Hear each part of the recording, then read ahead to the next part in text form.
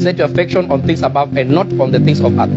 Oh, okay. Now go to verse 3 and then I start explaining my point. For you are dead, and your life is hid with Christ in what? In God. Okay. So the first conversation begins that you must set, therefore, your affections on the things above. Now, that affection is not in the conversation of the spirit. It is in the conversation of the soul. So, in the demands of the soul, you have to set that which is a demand of the soul, not on the things of the world or of the earth, but on the things of the heavens or the above things. Right? Now, the first thing that you must do is that what must get you there is that, first of all, you are what? So there's a concept of death in God. This is not an oxygen thing. You don't lose oxygen. No. I know some of you are thinking of oxygen going. Listen, the first thing that you must therefore set your affections on the things above and not on the things of earth. Then the next verse is that now, for you are dead. So it doesn't speak to people who don't know God, but it speaks to them that know God. So it tells them that the reason as to why your affections always demands for that which is above is because you are dead. Because in God, until you die, you can't live. Oh.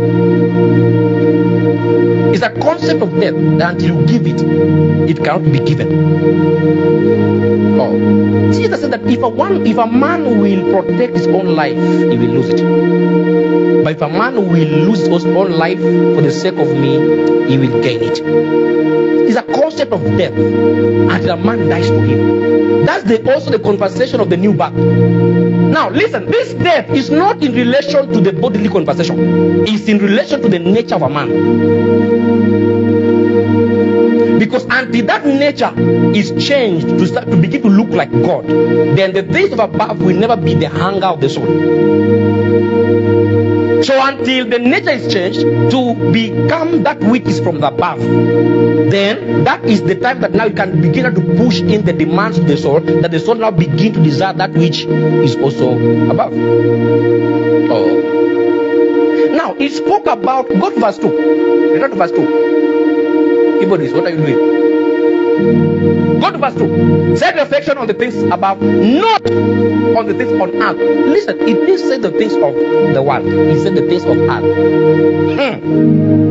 Because world is basically a system. So you cannot set yourself to the affection. You cannot set affection to the system. You set affection to that which you can relate with first of all. Then that which you can relate with now pushes you into the system. So the first thing, the earth concept is the flesh concept. Then the flesh begins to operate within the space of the world. The world is never the same with the earth. Now, for God so loved the world, not the earth. Oh, he looked at a system and he loved the system. That is now the cosmos, the order of man, the principles of man. So he looked at that system of man and then he loved it. He said, but now I love this system. Nevertheless, I have to introduce a righteous thing within this system. So whosoever shall believe in him, though they're operating in that system, they shall now find life to operate in that system. So we are talking about the world concept, we're talking about the earth concept. Until the flesh is positioned, then the world cannot know what that flesh stands for. In the same manner, until a man dies, then even their own nature, because unto God it's not a matter of the flesh, it's a matter of the spirit. Oh.